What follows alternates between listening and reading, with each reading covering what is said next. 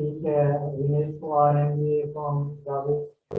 ठीक हो गया। अच्छा, मुझे लगता है कि ज्यादातर लोग जो है ना, एक तो बैचलर्स की डिग्री है उनके पास, कुछ लोग जो है ना वो एमफिल एमएससी वाले हैं, एमए वाले हैं। और आप में से जो मोस्टली लोग हैं ना उनकी पहली अटेम्प्ट है। तो सबसे पहले तो ये है कि कोई टेंशन की बात नहीं है, अगर आपकी पहली अटेम्प्ट की है तो हम इसे बहुत ही इजी तरीके से लेके चल रहे होंगे इस पूरे सेशन को। जहाँ पे आपको ये नहीं लगेगा कि ये शायद हमसे कोई ऊपर की बातें हो रही है, या सेकंड अटेम्प्ट या थर्ड अटेम्प्ट वालों के लिए ये कोर्स डिजाइन किया गया। बिल्कुल बेसिक्स से हम लेके चल रहे होंगे, और बहुत मजा आएगा पूरे सेशन में। बहुत ही आसान आपके लिए हो जाएगी। एक या दो क्वेश्चन मैं और करूंगा, उसके बाद फिर मैं स्टार्ट करता हूँ। सबसे पहले तो मुझे ये बताएं कि किसको लगता है कि इस्लामिक स्टडीज में है वो एक बहुत ही मुश्किल सब्जेक्ट है, और वो हमसे ना हो पाएगा। ठीक है, तो अगर मुझे इस चीज का आइडिया देंगे किसको लगता है कि इस्लामिक स्टडीज है ना,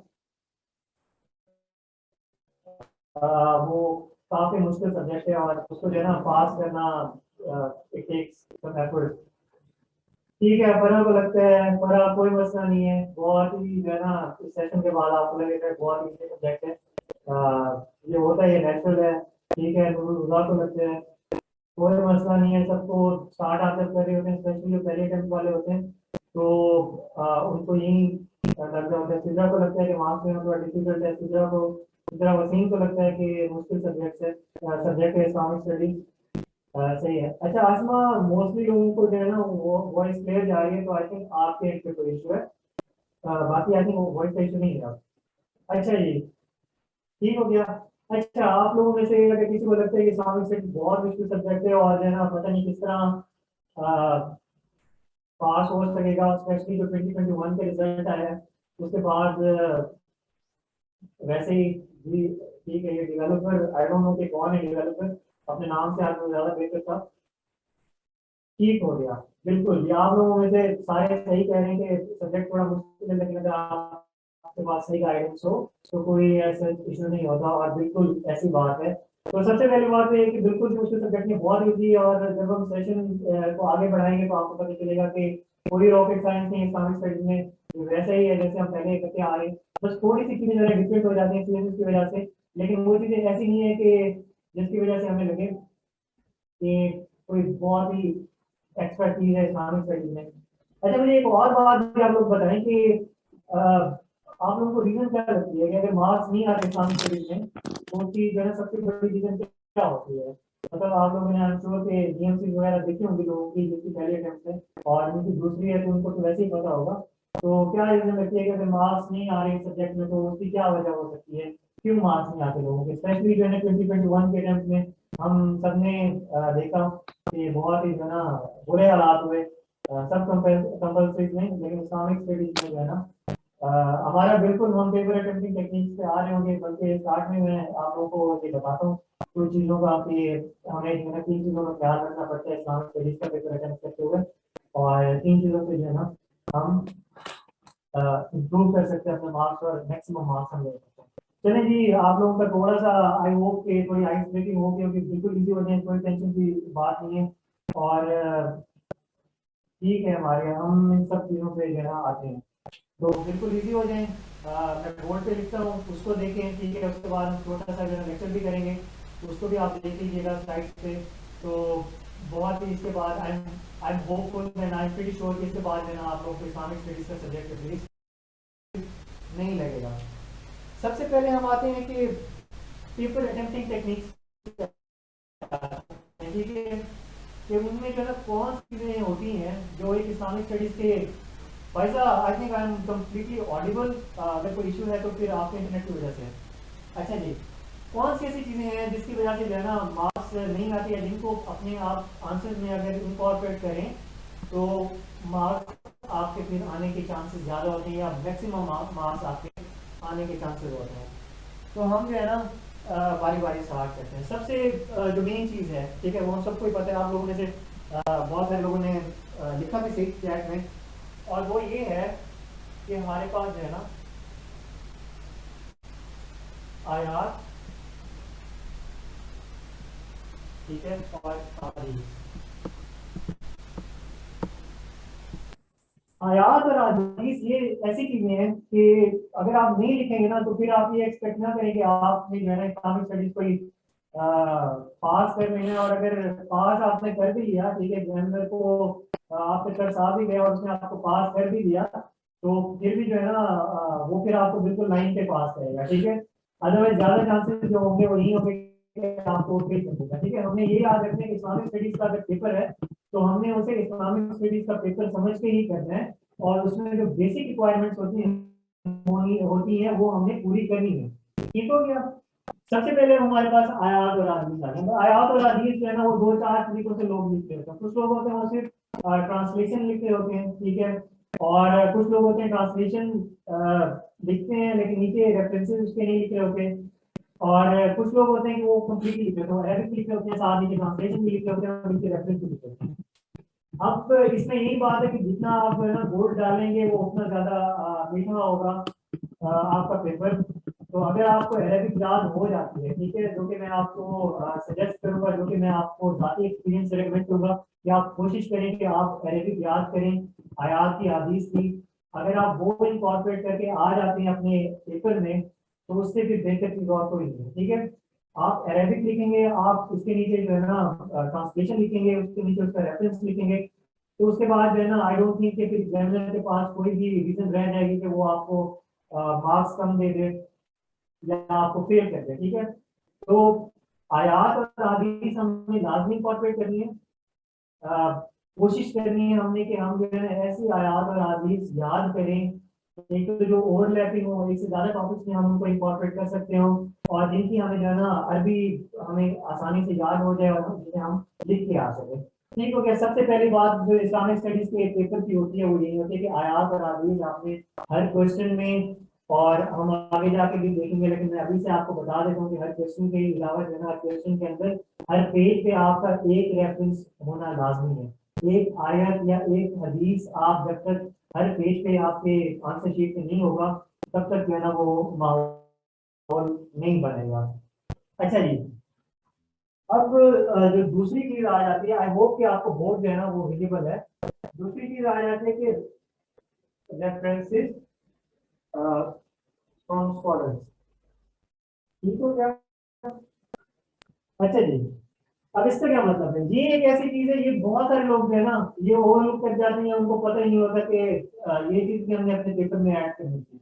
अब रेफरेंसेस फ्रॉम स्कॉलर्स का क्या मतलब है कि हमने एक आयात और हदीस के रेफरेंसेस को दे दिए, ठीक है, वो तो हमारे पेपर में आने ही आने हैं। इसके अलावा अगर हमने अपने पेपर में वो एक्स्ट्रा ऐड करना है ना तो फिर हमें रेफरेंसेस देने पड़ेंगे डिफरेंट थिंकर्स के, डिफरेंट स्कॉलर्स के। और वो स्कॉलर्स लाजमी नहीं है कि आपके इस्लामिक या मुस्लिम स्कॉलर्स हो, वो आपके वेस्टर्न स्कॉलर्स भी हो सकते हैं जिनको हम आम जबान में ओरिएंटलिस्ट कहते हैं।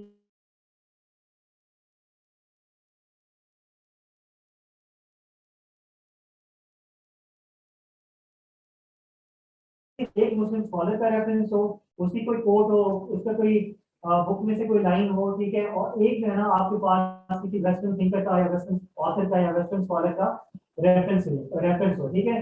अब आप खुद भी देखेंगे, आप जब आंसर लिख रहे होंगे और आपने एक बड़ी सी हेडिंग दी कि लेट्स से कोई भी आपने हेडिंग दे दी कि इस्लाम या इज्तिहाद इन द व्यूज ऑफ अल्लामा इकबाल, ठीक है, तो ऑटोमेटिकली एग्जामिनर पे जो है ना बहुत एक अच्छा वो इम्पैक्ट जाएगा कि अच्छा जी इसको बाकी जो चीजें जनरल सी हैं वो तो पता ही है कि इश्तेहार क्या होता है, उसका मतलब क्या होता है, लेकिन इसने स्पेसिफिकली जो है ना साथ एक मुस्लिम स्कॉलर का रेफरेंस भी दिया है, ठीक है। इसी तरह आप अगर लेट्स से अगर आज हमारा टॉपिक इंट्रोडक्शन टू इस्लाम, उस पर अगर आपके पास कोई आ जाता है क्वेश्चन, तो उसमें अगर आप लिख देंगे कि Islam in the views of orientalist, ठीक है, या in the views of western scholars, तो वो आप खुद ही सोचते हैं कि उस पर जो है ना कितना अच्छा एक इम्पैक्ट जाएगा एग्जामिनर पे जब वो चेक चेक कर रहा होगा आपका पेपर कि यार ना सिर्फ ये वो इस्लामियात वाली टिपिकल बातें कर रहे हैं बल्कि थोड़ा ब्रॉड माइंडेड है, और वो बाकी जो ऑथर्स हैं, जो वेस्टर्न ऑथर्स हैं, जो यूजली लोग इस्लामिक स्टडीज के पेपर में वो लोग कर जाते हैं, तो इसको उनके भी जो है ना रेफरेंसेस पता है और उनके व्यूज भी जो है ना इसने पढ़े हुए हैं, ठीक है। तो रेफरेंसेस जो है ना दो टाइप के मैं नीचे मेंशन भी कर देता हूँ, ठीक है, कि हमारे पास मुस्लिम हो जाएंगे और हमारे पास वेस्टर्न हो जाएंगे, ठीक है। तो आप कोशिश करेंगे आप कि जो भी टॉपिक्स हैं उनमें आपके पास हर एक किसी मुसलमान स्कॉलर की बुक का या उसकी कोई कोट हो, ठीक है, वो आपके पास हो रेफरेंस, और इसी तरह एक कोई वेस्टर्न ऑथर है तो उसका रेफरेंस हो, ठीक हो गया। अच्छा जी, अब तीसरी बात ये है कि अक्सर लोग जो है ना वो समझते हैं कि इस्लामिक स्टडीज का पेपर है तो इसमें हमने सिर्फ आयात लिखनी है, हदीस लिखनी है, रेफरेंसेस ऐड करने हैं, अल्लाह अल्लाह कैसा क्वेश्चन कंक्लूड करना है, और हमने हमें जो है ना मार्क्स उससे 15-16 दे देना है। ऐसी बात जो है ना वो बिल्कुल भी नहीं है, ठीक है। इस्लामिक स्टडीज देखिए, कोई भी सीएसएस का पेपर हो, चाहे वो इस्लामिक स्टडीज का या कोई भी और है, उसमें आपकी जो प्रेजेंटेशन है ना वो बहुत ज्यादा मैटर कर रही होती है, ठीक है। हम मैं अभी आगे जाके ना आपको थोड़ा सा आइडिया भी दूंगा कि किस तरह हमने अपने पेपर को प्रेजेंट करना है, अपने आंसर को हमने लिखना है, हमें फिर टेक्स्ट से भर नहीं देना, उसको किस तरह हमें खूबसूरत बनाना है।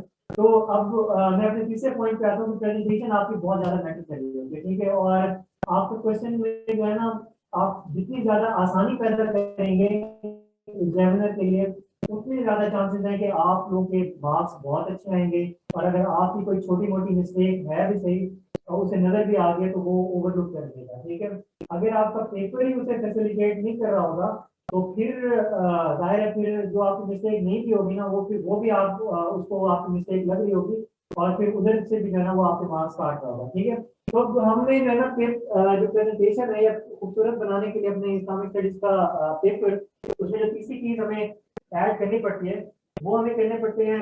आपके पास फ्लो चार्ट हो गए, ठीक है, आपके पास कोई डायग्राम हो गए, ठीक है,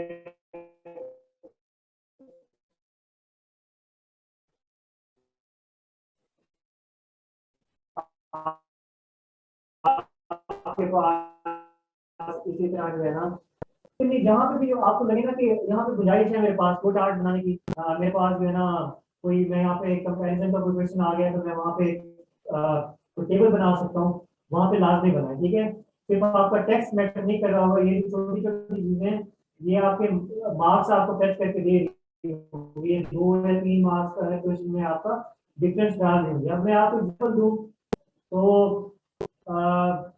एक ठीक है, ज़कात जो है हम कितने लोगों को दे सकते हैं, ठीक है, तो उसमें 8 लोग हैं हमारे पास, और हमें पता है कि 8 टाइप के लोगों को हम ज़कात दे सकते हैं, ठीक है। अब आप बजाय इसके कि उनको सिर्फ टेक्स्ट फॉर्म में या हेडिंग्स और सब हेडिंग्स फॉर्म में लिखें, जो कि अगर स्पेसिफिकली उस पर क्वेश्चन है तो आप शायद वो लिखेंगे भी सही, लेकिन इसके साथ साथ जो है ना अगर आप एक फ्लो चार्ट बना देंगे कि सेंटर में जो है ना वो मसाले को ज़कात लिख देंगे और आप उसके जो है ना 8 ब्रांचेस निकाल लें, या ऊपर आप अच्छा सा एक रेक्टेंगल बना लें, उधर जो है ना आप मसाले को ज़कात लिखें और नीचे आप जो है ना उसकी ब्रांचेस 8 बना लें और खूबसूरत करके ना बॉक्सेस में 8 उनके नाम लिख दें।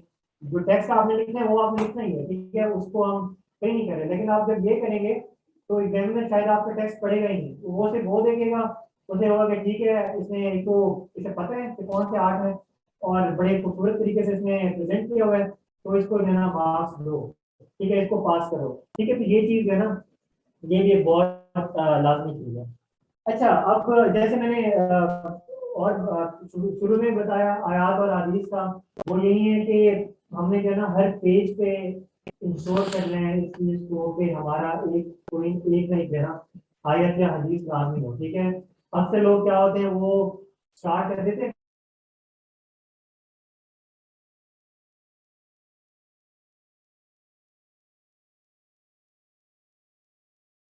साथ ही एक पेज पे 8 आयात या हदीस वगैरह लिख देंगे, फिर पांचवा छठा पेज जो है ना वो खाली चला जाएगा, फिर सातवें पेज में उन्होंने 2-3 फिर कटे लिख देनी है, और फिर जो है ना 8वां पेज जो है ना फिर खाली चला जाएगा। तो आपको रेफरेंसेस आते होते हैं, ठीक है, सबको ही पता होता है कि इस क्वेश्चन के अंदर इतने रेफरेंसेस हर किसी को आते हैं, 6-7-8 जो है हर किसी को आते होते हैं। बस ये फर्क पड़ता है कि आप लोगों को पता नहीं चलता कि अच्छा आप रेफरेंसेस में इनको इनकॉर्पोरेट कैसे करें। तो उसका सबसे अच्छा तरीका ये होता है कि आप हर पेज पे जो है ना कोशिश करें कि आपका आपकी हेडिंग सब हेडिंग ऐसी हो कि आपके जितने भी आपके पास जो बैंक है आपके रेफरेंसेस का, उनमें से आप एक रेफरेंस जो है ना उस पेज पे डाल सकें, ठीक है। आप खुद ही देख लें कि एक हर पेज पे जो है जनरल को बड़ा खूबसूरत सा बोल्ड में रेफरेंस मिल रहा है, तो वैसे ही उसने उसका जो है ना दिल खुश हो जाने और उसको उसने आपको मार्क्स दे देने। थोड़ा सा जो है ना आपको बना के दिखाता हूँ इस पे। कि हम किस तरह जो है ना अपने एक पेज को या किस तरह एक क्वेश्चन को लेके चल रहे होते हैं इस्लामिक स्टडीज में, वहां से आपको इतना ज्यादा बड़ा अच्छा आइडिया हो जाएगा। मैं जी एक पेज बना लेता हूँ, ठीक है। ये हमारे पास अभी करें कि एक पेज हो गया। आई होप कि विजिबल है सबको, ठीक है। अब तो हमने क्या करना है कि क्वेश्चन कोई भी स्टार्ट करना है, ठीक है। तो उसका हमने पहली हेडिंग हमारे पास हो गई।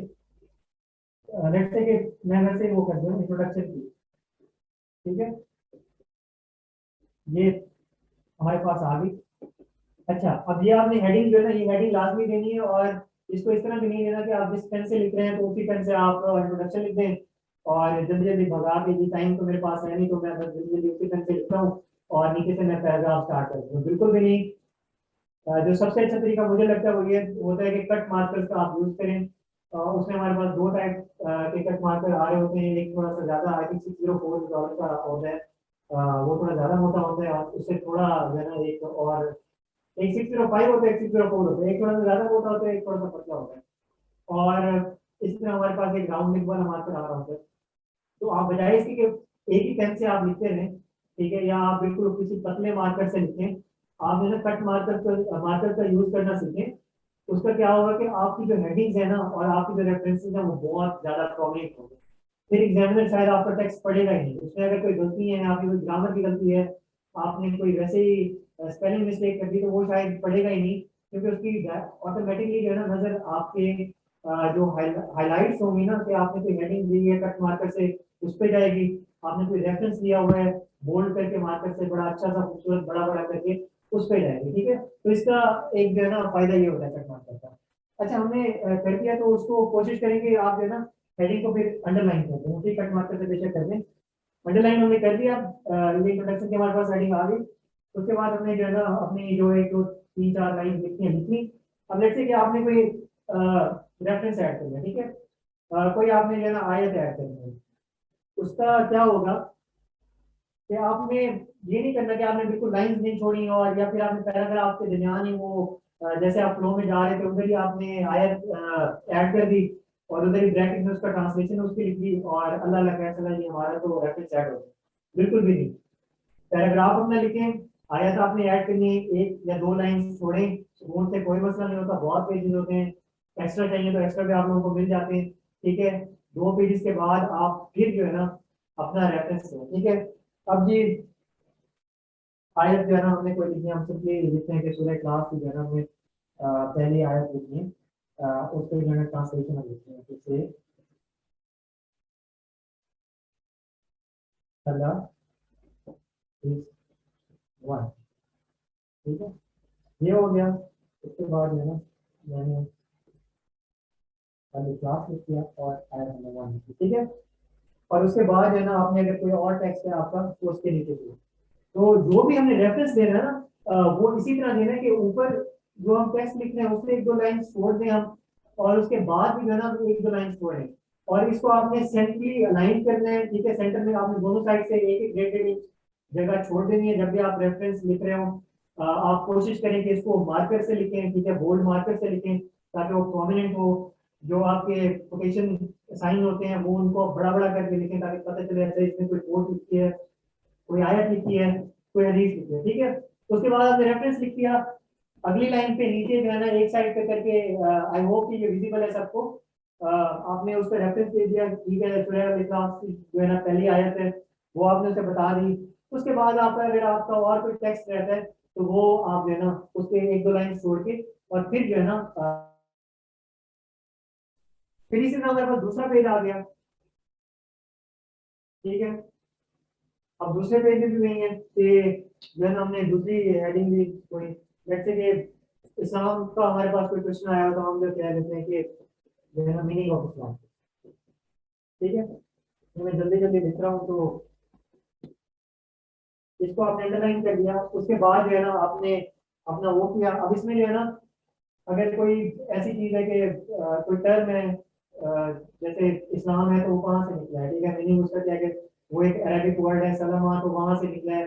अब सलमा के क्या मतलब होते हैं कि अपने आप को स्कूल कर देना किसी के, या हम का टाइम करना, कि to submit one to someone और to make peace with, someone, ठीक है। तो आपने उन चीजों को जो है ना प्रॉपरली हाईलाइट करना है, और बेशक जो है ना आप उनके लिए उनको किसी फ्लो चार्ट के फॉर्म में या किसी अच्छी सी डायग्राम के फॉर्म में जो है ना उसको लिखने बताइए, फिर आप जो है ना उसको टेक्स्ट के अंदर ही वो लिख रहे हो उसी पेन से, और वो प्रोमिनेंट ना हो रहा हो, ठीक है।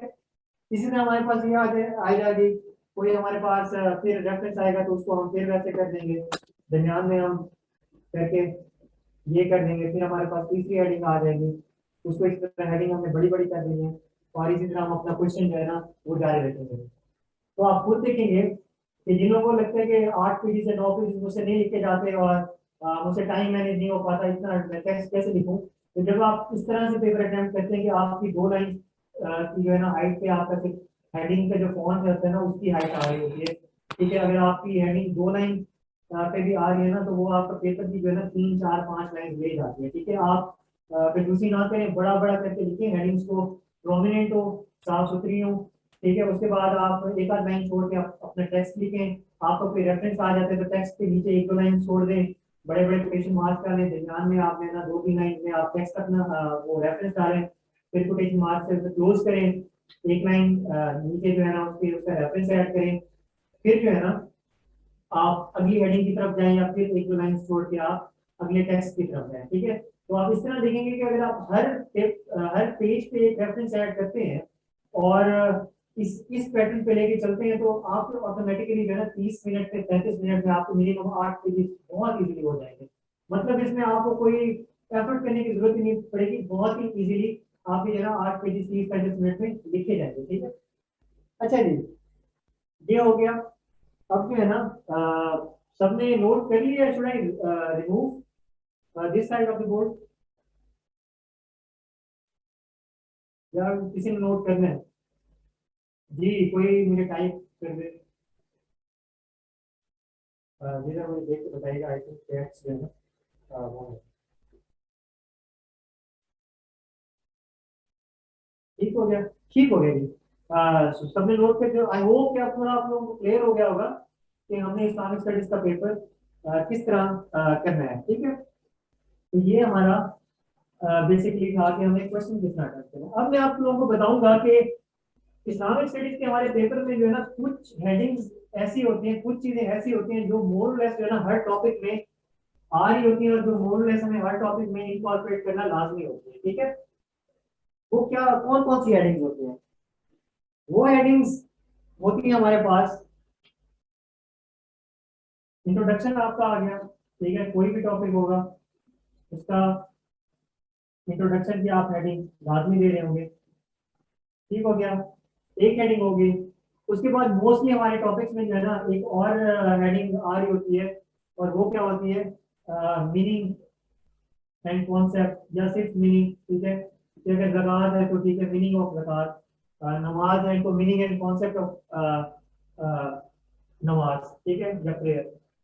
ये हमारे पास दूसरी आ गई।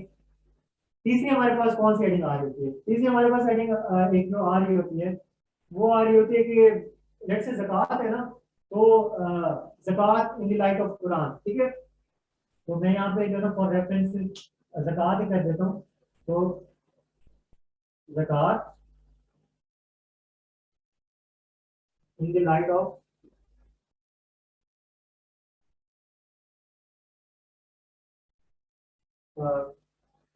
कुरान, बल्कि मैं नीचे लिख देता हूँ, आई थिंक वो आपको क्लियर नहीं होगा, ठीक है। तो ज़कात in the light of Quran, ठीक है। या कोई भी टॉपिक होगा, आपके पास हज पे आ जाता है तो हज in the light of Quran, आपके पास मेयर आफ्टर पे आ जाता है तो मेयर आफ्टर in the light of Quran, इज्तिहाद पे आ जाता है तो इज्तिहाद in the light of Quran, आपके पास ह्यूमन राइट्स पे आ जाते हैं, आपके पास ह्यूमन राइट्स पे आ जाते हैं, human rights in the light of Quran. अब उसमें हम क्या करेंगे, उसमें हम 1 से 2 रेफरेंसेस जो है ना वो कुरानिक वर्सेस के देंगे, ठीक हो गया। फिर हमारे पास चौथा आता है, फिर मैं ज़कात की एग्जांपल ले रहा हूँ, ज़कात इन द लाइट ऑफ हदीस,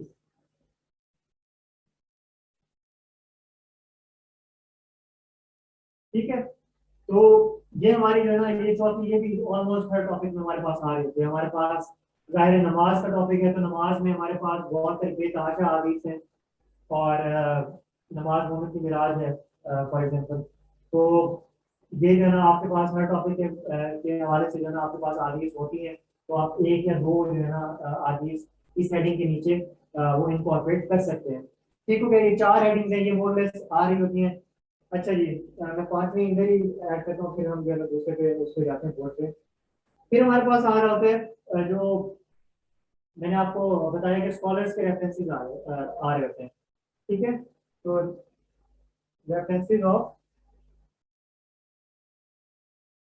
स्कॉलर्स, तो ये एक और चीज है कि हमारे पास जो है ना ये हम ऐड कर सकते हैं, और ये हम ऑलमोस्ट हर टॉपिक में हर क्वेश्चन में आ रही होती है कि आपके पास जो है ना इस्लाम पे आ गया, तो ठीक है इस्लाम के बारे में जो है ना इस्लाम वेस्टर्न थिंकर पे वैसे आप लिख दें कि Islam in the views of western thinkers या वेस्टर्न स्कॉलर्स, ठीक है, वो एक आप हेडिंग दे देंगे। इस तरह आपके पास नमाज का है, ज़कात का कोई टॉपिक है, किसी आपने मुस्लिम ऑथर की कोई बुक पढ़ी है, उधर से आपको कोई लाइन याद है, किसी की रिपोर्ट है, तो वो आप एक अच्छी सी हेडिंग देके नहीं उसके नीचे जो है ना वो आप डाल देंगे कोड। ठीक हो गया, ये आ गई। और इसके अलावा जाहिर है हमारे पास जो है ना वो कंक्लूजन ही आ रहा होता है, मतलब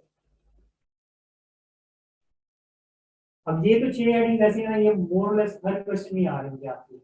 इसके अलावा फिर हम क्वेश्चन की टाइप को देख लेते हैं कि क्वेश्चन हमारे पास किस टाइप का है, कि जिस तरह अब अक्सर आ जाता है कि नमाज और उसके फैक्ट्स जो है ना उन पे आप रोशनी डालें या उसको आप एक्सप्लेन करें। ठीक है, तो उनके इम्पैक्ट जब आएंगे तो ऑब्वियसली फिर आपको इंडिविजुअल इम्पैक्ट उसके क्या होते हैं, उसके सोसाइटी पे क्या इम्पैक्ट होते हैं, वो आप अलग आपको हेडिंग डालनी पड़ेगी। अब वो फिर इम्पैक्ट्स आ जाते हैं तो फिर आपको जितना मैंने पहले बताया ऑटोमेटिकली पता होगा कि अच्छा जी इंडिविजुअल इम्पैक्ट मुझे जो है ये 4 या 5 याद है, तो आप पहले बेशक उसका अच्छा सा फ्लो चार्ट बना लेंगे कि इंडिविजुअल इम्पैक्ट्स ऑफ प्रेयर या नमाज, उसके आप ब्रांचेस निकाल के फ्लो चार्ट में अच्छा सा खूबसूरत सा करके इंडिविजुअल इम्पैक्ट का फ्लो चार्ट बना के नीचे थोड़ा थोड़ा एक्सप्लेन कर देंगे।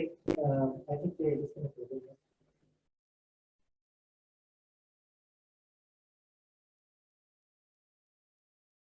अच्छा जैसे एवरेज एवरेज क्या है?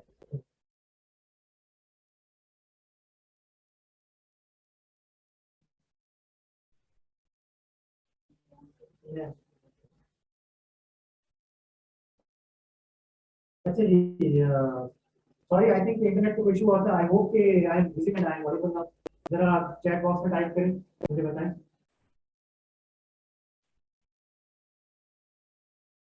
कह सकते हो? ठीक है, ठीक हो गया। तो जैसे मैं बता रहा था कि इम्पैक्ट्स आ जाएंगे तो फिर आप उसका अलग से फ्लो चार्ट बना लेंगे, और वो आप नीचे थोड़ा थोड़ा एक्सप्लेन भी कर देंगे कि सोसाइटी पे क्या इम्पैक्ट होते हैं, इंडिविजुअल लाइफ पे क्या इम्पैक्ट होते हैं। इस तरह तो जब हम आगे पढ़ भी रहे होंगे टॉपिक, तो फिर मैं आपको मुझे एक्सप्लेन भी कर दूंगा। ठीक हो गया जी, ये जो चीजें थी ये बेसिकली आपकी कुछ मेन चीजें थी कि आपने इस्लामिक स्टडीज का पेपर कैसे अटेम्प्ट करना है, और आपने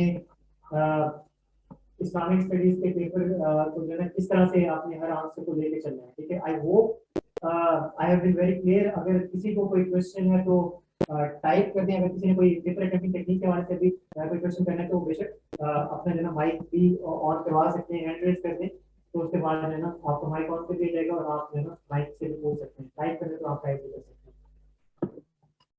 हैं। चैट ऑन है सब कुछ ठीक है, ऑन है, ऑन है जी। किसी का कोई क्वेश्चन, कोई भी क्वेश्चन हो, चाहे आपको बहुत बेसिक ही क्यों ना लग रहा हो, तो पूछें, आई एम हियर, और कोशिश करेंगे कि हम जो है ना उस क्वेरी को एड्रेस करें।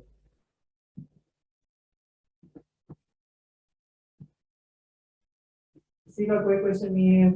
अगर किसी का कोई क्वेश्चन नहीं है तो आई एम अज्यूमिंग कि आपको सारी चीजें समझ आ रही हैं, लेकिन आप एक दफा मुझे थोड़ा सा चैट में बताए दें कि if you have understood everything. जी इसलिए अच्छा, इसलिए इसमें ये है कि जो है ना रेफरेंसेस में बिल्कुल प्रोवाइड कर रहा हूँ, और उसमें रेफरेंसेस में आपको ना सिर्फ स्कॉलर्स के प्रोवाइड कर दूंगा बल्कि आयात और हदीस है वो भी मैं आपको टॉपिक वाइज प्रोवाइड कर रहा हूँ। ठीक है, तो उसमें ये होगा कि बजाय इसके जो है ना आप खुद से ढूंढते फिरें कहते हैं कि मैं इस टॉपिक की मुझसे मुझे आयात या हदीस कहाँ से मिलेंगी, तो अच्छा सिद्रा का सर सिद्रा का सवाल है कि स्कॉलर रेफरेंसेस आप प्रोवाइड करेंगे? जी जी बिल्कुल, मैं सिद्रा के क्वेश्चन की आंसर कर रहा था। तो मैं आपको टॉपिक वाइज जो है रेफरेंसेस प्रोवाइड कर दूंगा, आयात भी होंगी। और जी बिल्कुल, अच्छा दिस वाज सीरीज 2021, हम इसको इंशाल्लाह जो ना अप्रैल के एंड से पहले पहले रैप करेंगे, ताकि जो सीरीज 2022 में फिर हो रहा है वो पहले उसकी सारी रिवीजन हो जाए, सारी चीजें उसको क्लियर हो जाए, सारे टॉपिक्स उसके रिवाइज हो जाए, और उसके बाद जो है उसके पास 12 दिन हो ताकि वो उसको रिवाइज कर सके। अच्छा जी, मैं रेफरेंसेस पे था, तो मैं बिल्कुल रेफरेंसेस मैं प्रोवाइड कर रहा हूँ और टॉपिक वाइज आपको प्रोवाइड कर रहा हूँ कि आपने नमाज के टॉपिक में आप कौन कौन सी हदीस और आयात जो है ना आप इंकॉर्पोरेट कर सकते हैं, आप अपने इतिहास के टॉपिक में कौन से कर सकते हैं, आप अपने इसी तरह ह्यूमन राइट्स के टॉपिक में कौन से कर सकते हैं। और वो बोथ जो है ना आपके पास इस्लामिक रेफरेंसेस भी आ जाएंगे आयात और हदीस के, और वेस्टर्न स्कॉलर्स के रेफरेंसेस भी आ जाएंगे। इसके साथ साथ जो है ना कोई आर्टिकल मुझे मिलता है अच्छा सा ह्यूमन राइट्स पे अलर्ट से आ जाता है, और इसी तरह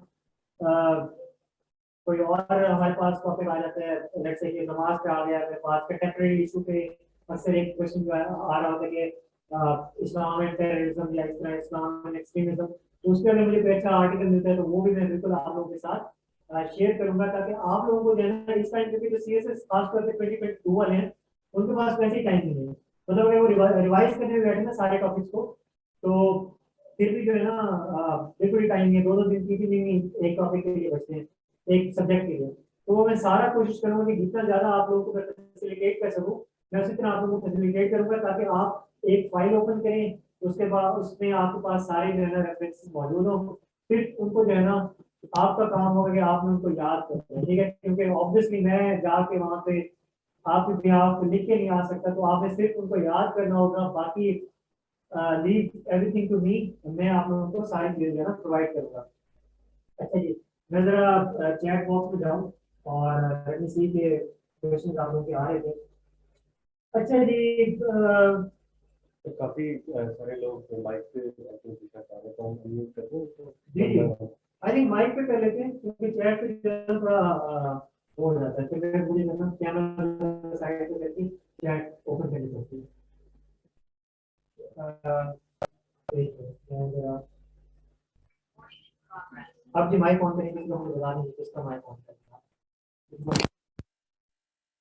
जी मेरीन कौन? अस्सलाम वालेकुम सर।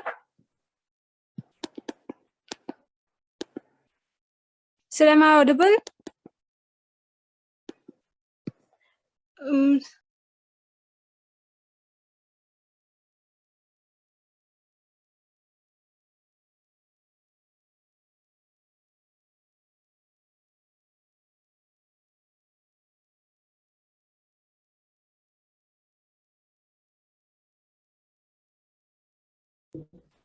ठीक है, बोले जी। अ, hello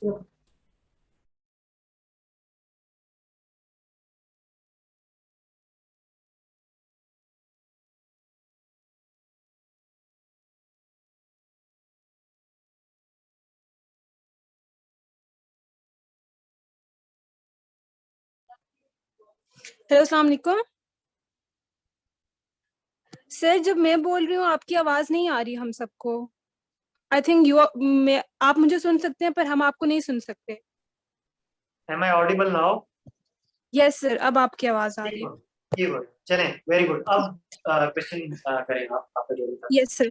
sir I am Hareen Khan from Quaid Azam university. Sir actually मुझे पहला ये सब सवाल करें तो आप इस पे थोड़ा सा लाइट शेड कर दें काइंडली, कि इंग्लिश और उर्दू में काफी लोगों ने सवाल किया कि इस्लामियात कहाँ बेटर है, कि किस में रखें ऑप्ट करना, और दोनों के साइड इफेक्ट्स भी बता दें।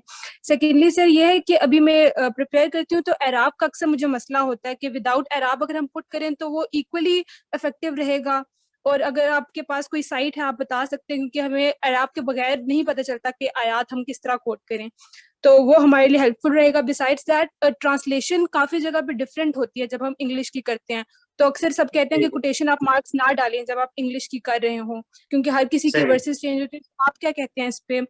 काइंडली ये दोनों मेरे क्वेश्चन आप एड्रेस ठीक करें। है, अच्छा 3 क्वेश्चन है माइन आपके। सबसे पहले जो था इंग्लिश और उर्दू, ठीक है, तो उसके कोई भी साइड इफेक्ट्स नहीं। आप जिस मीडियम में आप कॉन्फिडेंट हैं आप उसी में जाएं। आप फुली कॉन्फिडेंट होके जाएं, आप ये सोच के बिल्कुल भी ना जाएं कि मैं उर्दू में अटेम्प्ट करूंगा तो शायद एग्जामिनर मुझे कम मार्क्स दे देगा, और अगर मैं जो है ना इंग्लिश में अटेम्प्ट करूंगी पेपर तो शायद मेरे मार्क्स आने ज्यादा आने के चांसेस हैं। बिल्कुल भी नहीं है।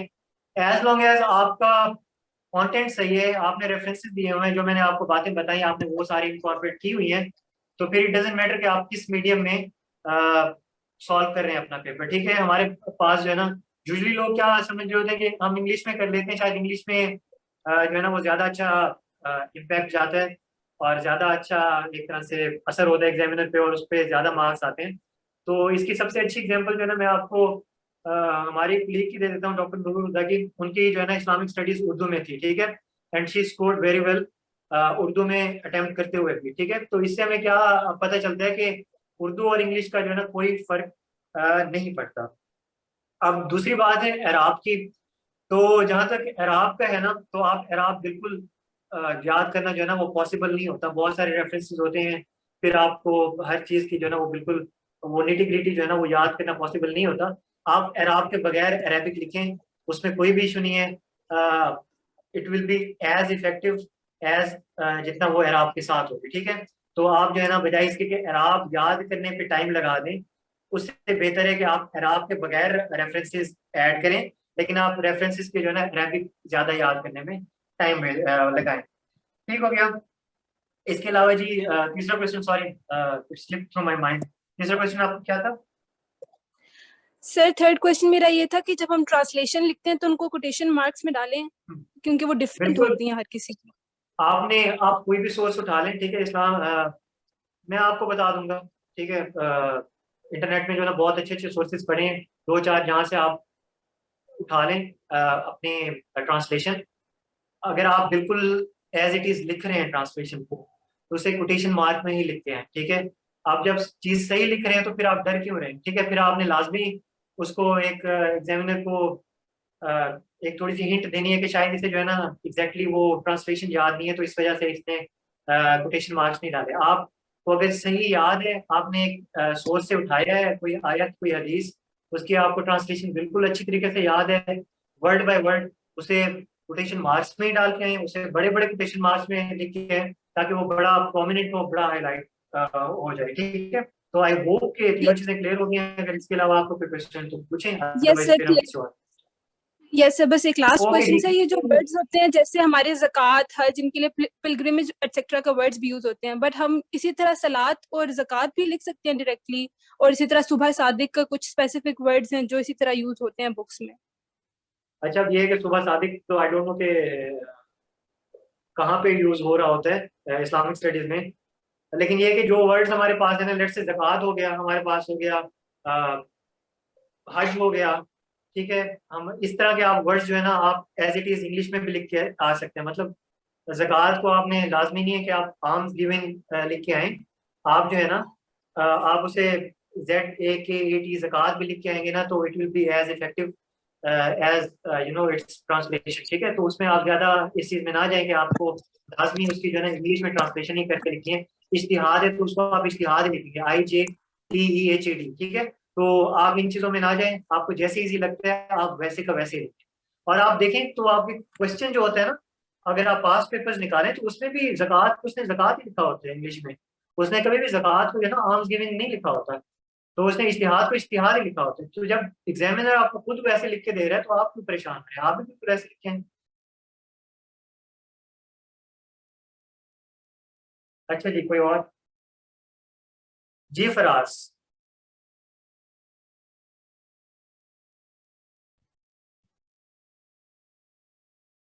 फराज आपका आई थिंक आपको अनम्यूट करना होगा अपना माइक। सदफ, सदफ जी, सदफ।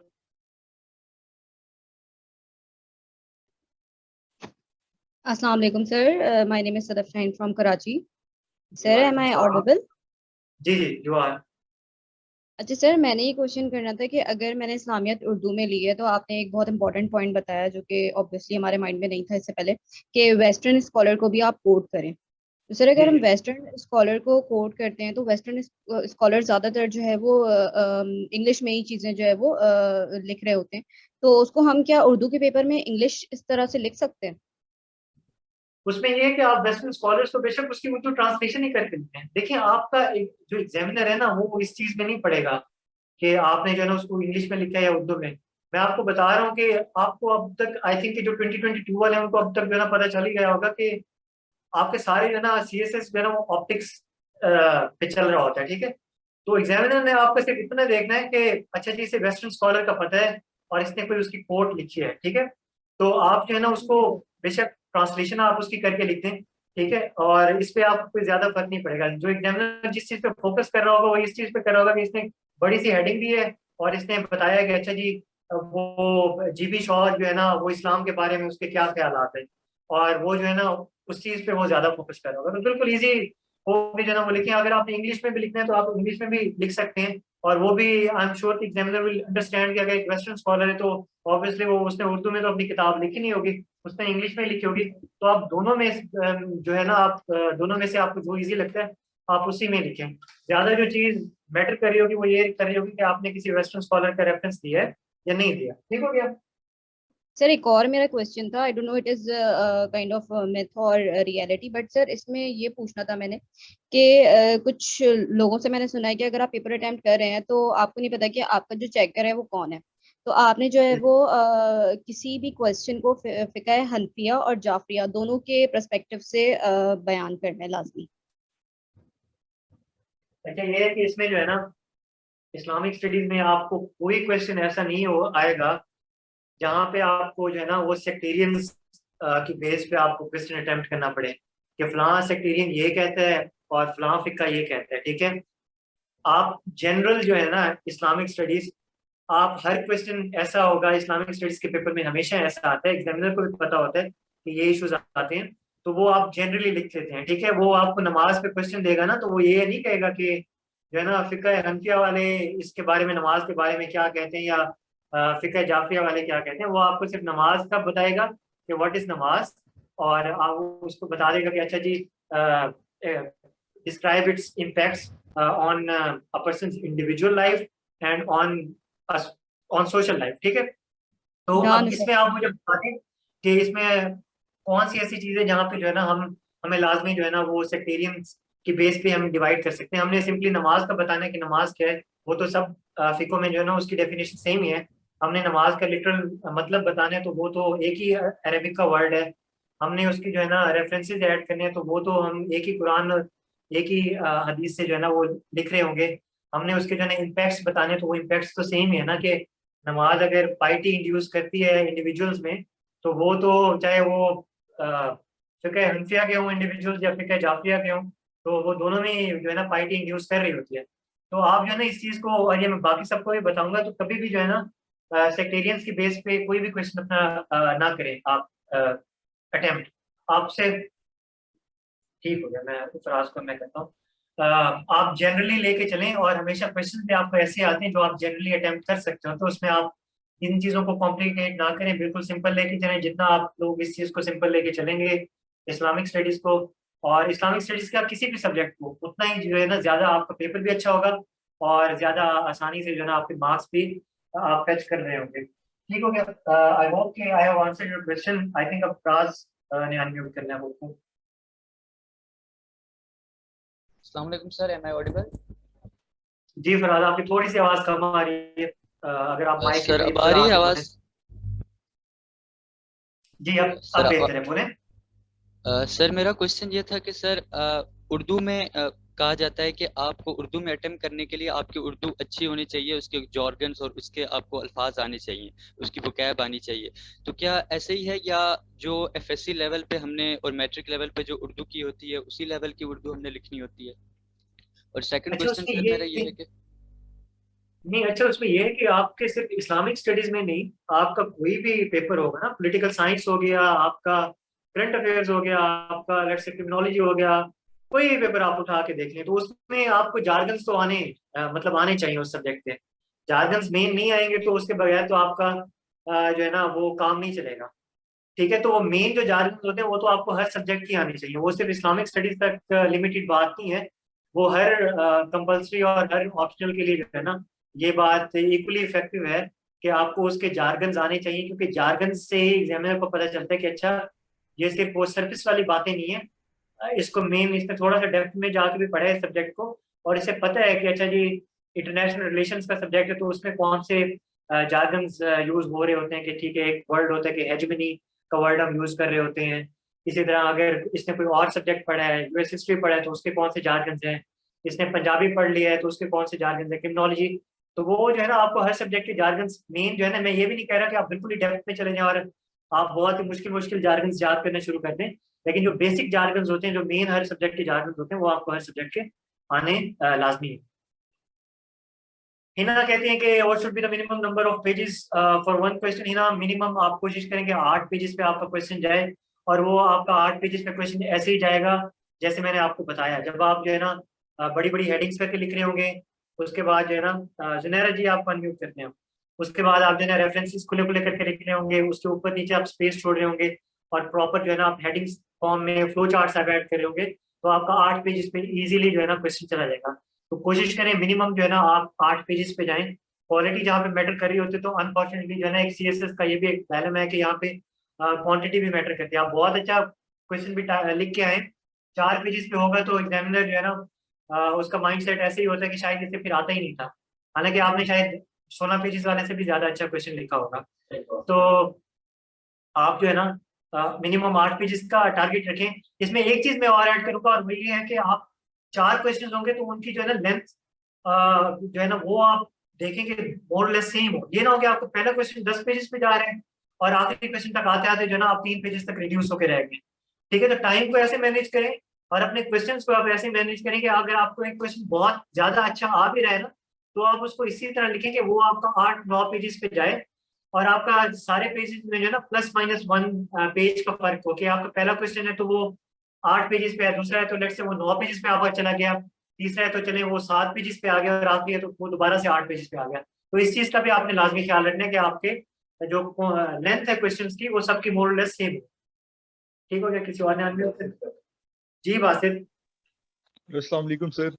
वालेकुम सलाम। सर एक तो सर ये क्वेश्चन पूछना है कि सर जब हम क्वेश्चंस को सर अगर डिवाइड करते हैं तो 40 मिनट सर थोड़ा ये आप बासित थोड़ा सा लाउडली आप बोलेंगे, आपकी आवाज जो है ना ऑडिबल। सर मैं कह रहा हूँ कि सर जब हम क्वेश्चन पेपर को डिवाइड करते हैं सर 4 क्वेश्चन में टाइम को डिवाइड करते हैं सर 40 मिनट्स आते हैं। तो सर आप क्या कहते हैं कि जब 40 मिनट्स खत्म हो तो हम सर उसको किसी न किसी तरह कंक्लूड कर दें ताकि हमारे 4 क्वेश्चन हो जाएं। और अच्छा सर दूसरा जी जी सर सेकंड क्वेश्चन ये है कि सर मैं सर रेफरेंसेस याद करता हूँ लेकिन सर मुझे ना भूल जाते हैं, जो सर ज्यादातर अरेबिक है सर वो भूल जाती है। तो इसमें सर आप क्या सही। कहते हैं कि मैं एंड पर जाकर, क्योंकि सर मैंने ये अटेम्प्ट देनी है तो मैं एंड पर जाकर 1-2 दिन कोई खास मुख्तस कर लूं उसमें याद करूं, या अभी साथ रोज एक एक दिन का एक एक रेफरेंस करता जाऊं ताकि 30 दिन में ऑलमोस्ट 30 रेफरेंसेस हो जाए। Thank you sir. ठीक हो गया। अच्छा, पहला क्वेश्चन था कि टाइम मैनेजमेंट का बेसिकली था, तो उसमें ये है कि आपके पास एमसीक्यूज के लिए आधा घंटा होता है, लेकिन एमसीक्यू ऐसी चीज होते हैं एमसीक्यूज जो आपको या आते होते हैं या आपको नहीं आते होते। ठीक है, अब कोई इंसान अगर उस उनको लेके बैठा है ना और उस एमसीक्यूज वाले पेपर को वो देखता है, तो वो आधा घंटा भी उस पर लगा देगा ना, तो उसे उतना ही आएगा एंड पे भी जितना उसे पहले वो में देख के आता था। तो कोशिश करें कि आप एमसीक्यूज से जो है ना अपना टाइम बचाएं। आप अगर एमसीक्यूज करते हैं, 2 दफा भी उन्हें पढ़ते हैं और उन्हें बबल्स फिल करते हैं, तो 15 मिनट में जो है ना आपको बहुत इजीली एमसीक्यूज हो जाते हैं। तो आपके पास जो है ना 2 घंटे 45 मिनट बच गए। तो बासित आपने बिल्कुल ठीक कहा कि 40 मिनट मोर लेस आपके होते हैं क्वेश्चन के। लेकिन आपने जो है ना जहन में क्या टारगेट रखना है, आपने जहन में ये टारगेट रखना है कि मेरे पास जो है ना एक क्वेश्चन को अटेम्प्ट करने के लिए 30 मिनट्स हैं। ठीक है, मैंने 30 मिनट्स में इस क्वेश्चन को कंक्लूड करना ही करना है, और बहुत ही अगर बुरे हालात है ना तो 35 मिनट। ठीक है, 35 मिनट से मैंने ऊपर जाना ही नहीं है किसी हालत में। तो वो नेचुरल होता है कि जब आप पहला क्वेश्चन लिखने बैठते हैं ना कोई भी पेपर हो, तो क्योंकि आपका थोड़ा हाथ का फ्लो उस तरह से नहीं होता, तो थोड़ा सा जो है ना वो आपको ज्यादा टाइम ले जाता है। वो शायद आपका 35 से 40 मिनट ले जाएगा, ठीक है, या 37 मिनट ले जाएगा। लेकिन आप माइंड पे जब माइंड में बना के बैठेंगे और जब आप घड़ी पे देखेंगे ना कि मैंने 30 मिनट में ये कंक्लूड करना है क्वेश्चन, तो फिर आपकी ऑटोमेटिकली जो है ना स्पीड उसी हिसाब से वो आपका हाथ चलेगा। फिर आप जो है ना पहला क्वेश्चन आपको शायद 2-4 मिनट ऊपर ले जाए, लेकिन फिर दूसरा क्वेश्चन जो है ना आपका 30 मिनट 35 मिनट में कंक्लूड हो रहा होगा।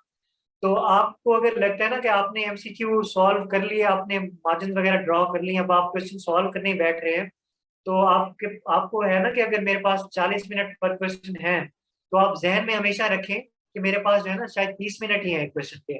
आप उसी फ्लो में ही लिखना स्टार्ट करें, क्योंकि आप जब लिखना शुरू करेंगे तो फिर हर क्वेश्चन में कोई ना कोई ऐसी चीज आ जाए जाती है जहाँ पे इंसान एक आध मिनट के लिए जरा सोचने के लिए रुक जाता है, या फिर एंड पे भी वैसे भी जब आप पूरा पेपर अपना सॉल्व कर लेते हैं तो आपने क्वेश्चन एंडिंग लाइन लगानी होती है, आपने लेट से हेडिंग्स को अंडरलाइन करना है, आपने थोड़ा क्वेश्चन को अंडरलाइन करना है, क्वेश्चन नंबर को, तो वो आपके 2-4 मिनट 5 मिनट जो है ना वो चीज भी ले जाती है। ठीक है, इसी तरह आपने अगर एक्स्ट्रा शीट ली हुई है तो उनको आप जाहिर है साथ अटैच करने में टाइम ले जाता है। तो आप टारगेट हमेशा हर क्वेश्चन पे रखें कि मेरे पास 30 मिनट्स हैं, मैंने 30 मिनट्स में ये क्वेश्चन रैप करना है।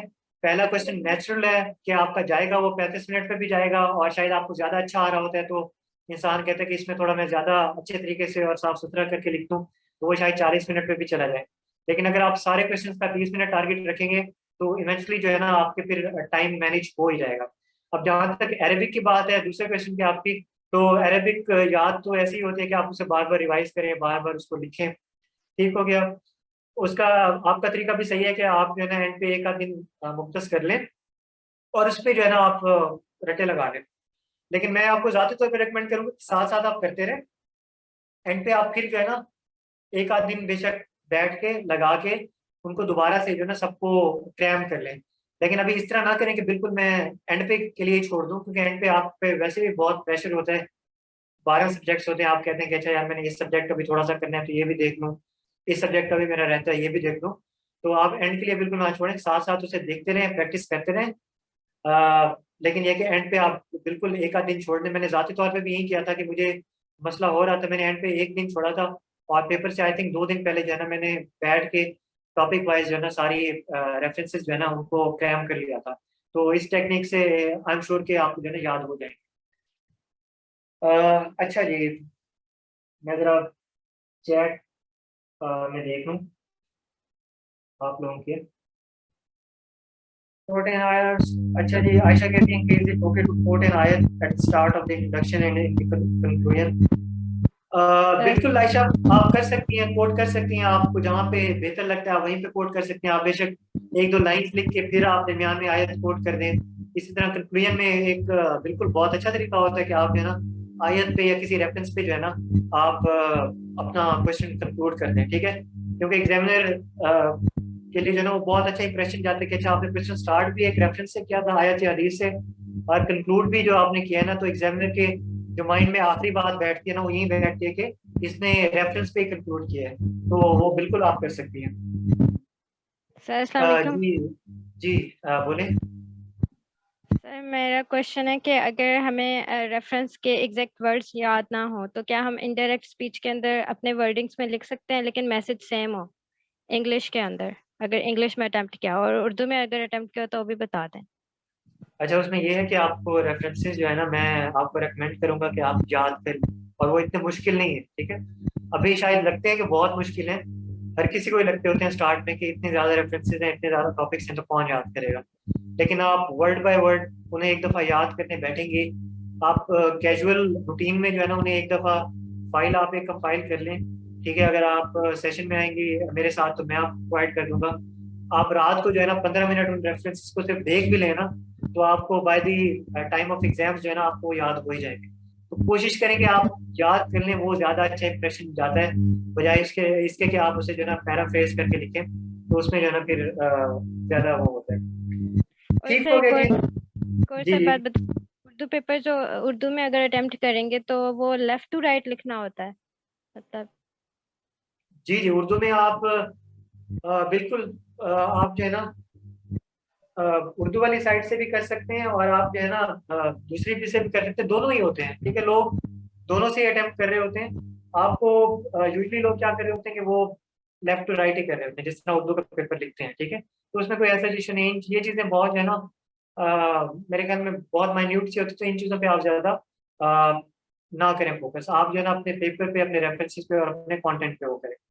अच्छा जी, क्वेश्चन आंसर बहुत ज्यादा हो गए, हमने छोटा सा टॉपिक पढ़ना था, तो हम जो है ना आ, उसको स्टार्ट करते हैं, और उसके बाद जो है ना आप लोग अगर मेरे साथ सेशन में आ रहे होंगे तो आई विल बी अवेलेबल, और मैं जो है ना आप लोगों के साथ वो कर लूँगा, बल्कि मैं 1 मिनट देखता हूँ, या आप मुझे बता दें कि मैं आपके सिर्फ 2-4 क्वेश्चन और हैं, तो मैं आपको वो क्वेश्चन अभी कर लेता हूँ और जो है ना हम टॉपिक को फिर अगले सेशन पे लेके चलते जाते हैं।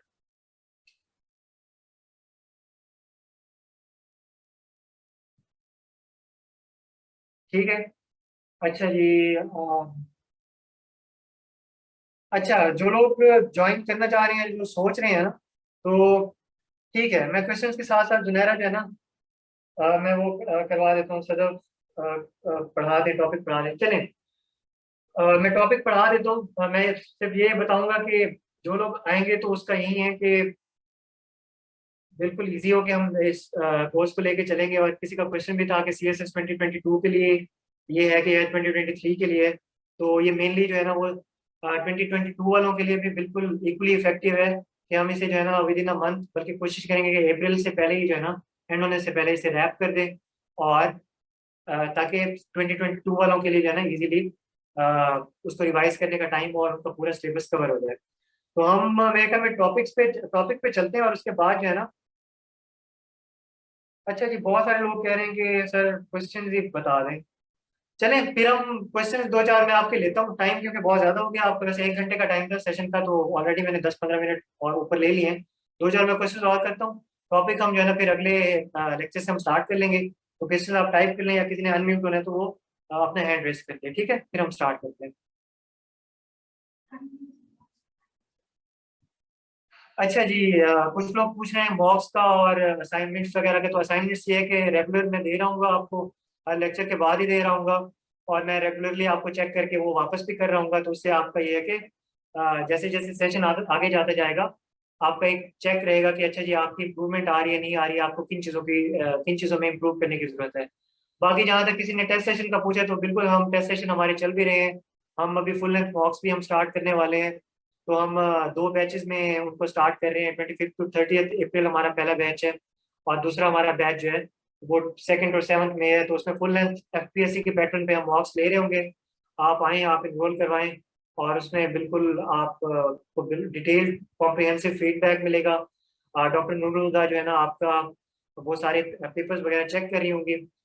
She is one of the toppers of CSS 2021। तो आपको जो है ना इस चीज़ में कोई भी डाउट नहीं होना चाहिए कि वो आपको जो फीडबैक देंगी और वो जो आपकी वैल्यूएशन करेंगी, तो it will be one of the best. अच्छा जी, timings and days session question है। सेशन की टाइमिंग्स एंड डेज ये है कि हम इवनिंग्स में ही कर रहे होंगे। अब क्योंकि रोजे हैं तो हम कोशिश करेंगे शाम को 5 बजे के अराउंड हम करें, या 5 बजे नहीं भी करेंगे तो फिर हम इसको इफ्तारी के बाद ही लेके जाएंगे। 5 बजे से हम पहले जो है ना अपना कोई क्लास नहीं लेके जा रहे होंगे, ठीक है। तो इट विल बी अराउंड, अगर इफ्तारी के बाद होता है अराउंड 7:30 7:15 इस तरह हम लेके चल रहे होंगे। आज थोड़ा सा हमने लेट रखा, ठीक हो गया। तो डेज ये है कि हम यूजली अल्टरनेट डेज पे कर रहे होंगे, या 2 दिन के बाद हमारा लेक्चर हो रहा होगा। कोशिश करेंगे कि हम एक हफ्ते में 3 लेक्चर्स लें, क्योंकि 12 लेक्चर्स हैं इस्लामिक स्टडीज के इस कोर्स में। तो हम एक हफ्ते में 3 लेक्चर्स लेंगे, तो वे हमारा विद इन अ मंथ हमारा जो है ना ये सेशन रैप हो जाएगा।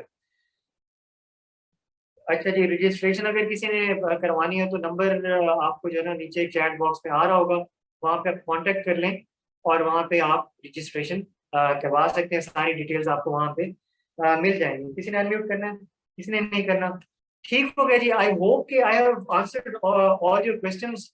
अगर अभी भी कोई क्वेश्चन है तो I hope to see you all in my session regular classes, जो कि हमारी अब सैटरडे को पहली क्लास होगी, तो वहाँ से हम लेके चल रहे होंगे। टॉपिक अनफॉर्चुनेटली टाइम नहीं बचा, क्योंकि ऑलरेडी काफी लेट हो चुका है। तो काफी लोग कह रहे हैं कि बहुत टाइम ज्यादा हो चुके हैं, और हमारा भी जो घंटे का टाइम है सेशन का वो उससे भी ऊपर हो चुका है। तो अगले सेशन से हम प्रॉपर डिटेल में टॉपिक्स स्टार्ट कर रहे होंगे। रजिस्ट्रेशन आपने करवाना है तो नंबर आपको चैट बॉक्स में आ जाएगा, उस पर आप जाएं और रजिस्ट्रेशन का प्रोसीजर वहाँ से पूछें व्हाट्सएप से, वहाँ पे रजिस्टर करवाएं। I would repeat my self कि हम सैटरडे से क्लासेस स्टार्ट कर रहे होंगे, तो आप आएँ और इंशाल्लाह सैटरडे से हम इस सेशन को आगे लेके चल रहे होंगे। आई होप कि आप लोगों के लिए फ्रूटफुल था सेशन। आप लोगों को कुछ चीज़ें नई पता चली, कुछ चीज़ें क्लियर हुई, किसी के डाउट्स थे तो वो आप लोगों को क्लियर हुए, ठीक है। और अब आपको थोड़ा सा जो है ना इस्लामिक स्टडीज़ का सब्जेक्ट आसान लग रहा होगा पहले के बनिस्बत, ठीक हो गया। तो hope to see you all guys in my regular classes. कोई भी क्वेश्चन है तो व्हाट्सएप पे आप पूछ सकते हैं, और फिर इंशाल्लाह जो है ना हम सैटरडे से इस सेशन को आगे लेके चल रहे होंगे। अपना ख्याल रखिएगा, दुआओं में याद रखिएगा। Hope to see you all on Saturday. अल्लाह हाफिज़।